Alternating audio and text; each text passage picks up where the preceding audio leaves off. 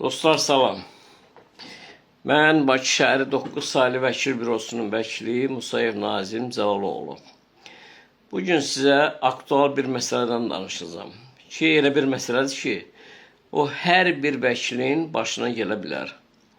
Ondan danışacağım ki, 28 iyul 2026-cı il tarixində, yəni bugün, mənim özüm 16 saylı cəza seçmə müəssisəsinin reisi İlham Baxşəliyev, polkovnik İlham Baxşəliyevin girovluğundan necə xilas oldum.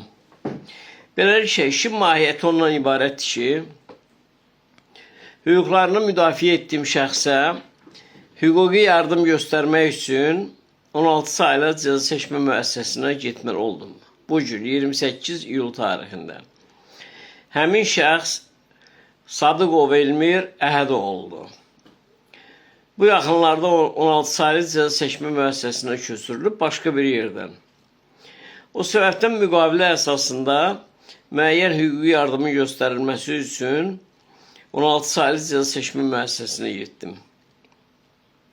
Müəssisənin içərisinə, ərazisinə buraxılış çox problemlidir. O nöqteyi nəzərdən ki, xeyli vaxt gözləməli olursan. Bir neçə dəfə deyəndən sonra Bayramov soyadlı şəxs sənə buraxılış vərəqəsi yazır. Daha doğrusu mənə yazdı buraxılış vərəqəsi. Yəni təqribən 1 saat cəza seçmə müəssisəsinin qarşısında gözləməli olduq. Hansı ki, o gözləməsi üçün heç bir səbəb və əsaslar yox idi. Cəza seçmə müəssisəsinin daxilinə keçən zaman çantam, yəni sənədlər saxladığım çanta, üst başım, hamısı müəssisənin işçiləri tərəfindən yoxlanıldı. Yoxlanılsın, mən ona bir söz demirəm, rejim müəssisəsidir, o yoxlanılmalıdır. Bundan sonra müəssisənin ərazisinə daxil oldum və məni apardılar bir dənə köhnə, şəraiti olmayan, çox ağır havalı bir otağa ki, orada da yazılıb vəkil otağı. Görünür, həmin vəkil otağı nə vaxtdansa vəkil otağı kimi istifadə olunur, amma hesab edirəm ki, vəkil otağı üçün yararsız bir otaqdır. Amma hər bir halda nə qədər ki, həmin otağı təqdim ediblər, gözlədim Sadıqov Elmirin gətirilməsini. Bir müddətdən sonra Sadıqov Elmirin özünü gətirdilər. Və biz oturub konfidensial şəraitdə ünsiyyətdə olduq və bu müddət ərzində deməli, o qısa bir müddətdə 16 saylı cəza seçmə müəssisəsində olduğu müddətdə ona qarşı edilmiş qanunsuzluqlar barədə kifayət qədər çoxlu məlumat verdi.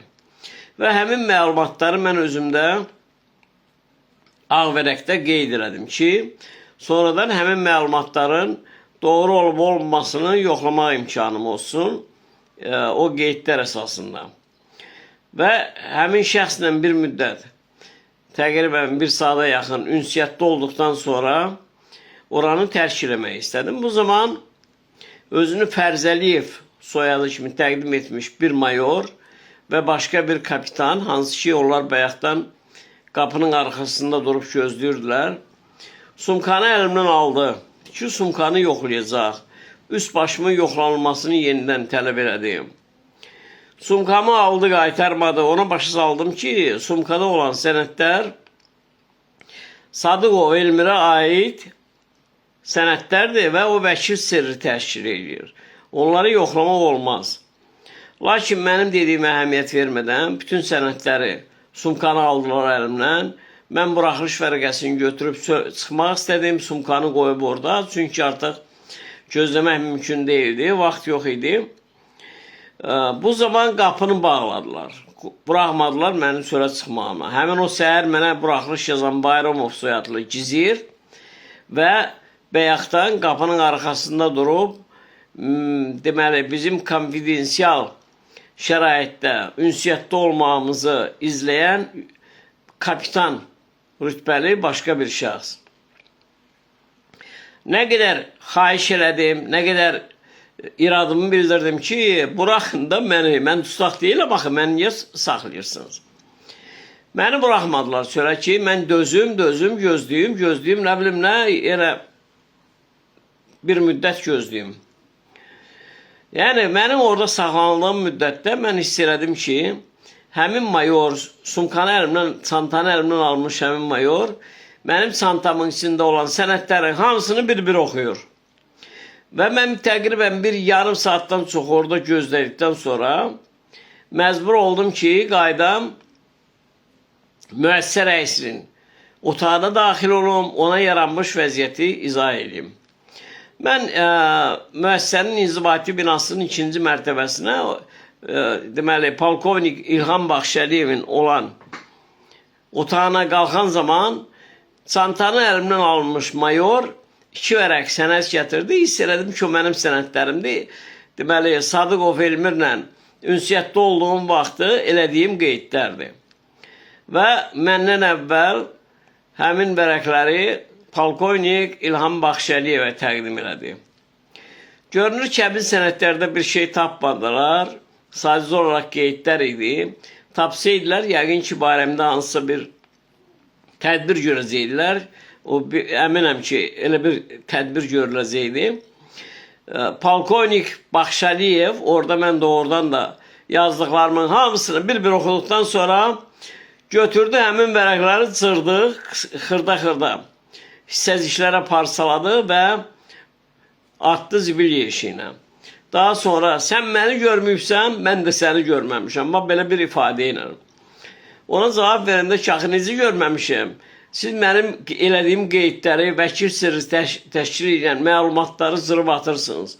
Yaramaz axı, qanun bunu qadağan edir. Etmək olmaz. Qayıtdı ki, sən də bu rayonda işləyirsən, mən də. Yəni, biraz hədə qorxu ilə belə bir tonda, daha sonra isə yanında olan əməkdaşlarına hiss olunur ki, müavini idi, polkovnik leytenant rütbəsində olan şəxsə və digər əməkdaşlara göstəriş verdi ki, müəllimi yola salın, geçsin. Yəni, belə bir biabırçılıq. O səbəbdən mən buradan Ədliyyə Nazirinə müraciət edirəm. Ədliyyə Nazirinin penitensiar xidmətinin rəhbərliyinə müraciət edirəm. Ki, girov vəziyyətində 1 saat təqribən məni saxlayıb, məhkumla öz aramızda olan, onun mənə verdiyi məlumatları, elədiyim qeydlərə dair vərəqləri alıb cıran, hansı ki, ciddi qanun pozuntusudur. Mənim özümü orada iradəmə zidd olaraq 1 saat saxlamaq, onu söyləməyə əsaslar yaradır ki, Cəzaçəkmə müəssisəsinin rəisi İlham Baxşəliyev ciddi qanun pozuntularına yol verib. O qanun pozuntularının araşdırılmasını mən Ədliyyə Nazirindən xahiş edirəm. Penitensiar xidmətinin rəhbərindən xahiş edirəm ki, araşdırsın və polkovnik İlham Baxşəliyevin və onun tabiçiliyində olan şəxslərin qanuna zidd hərəkətlərinə hüquqi qiymət versin.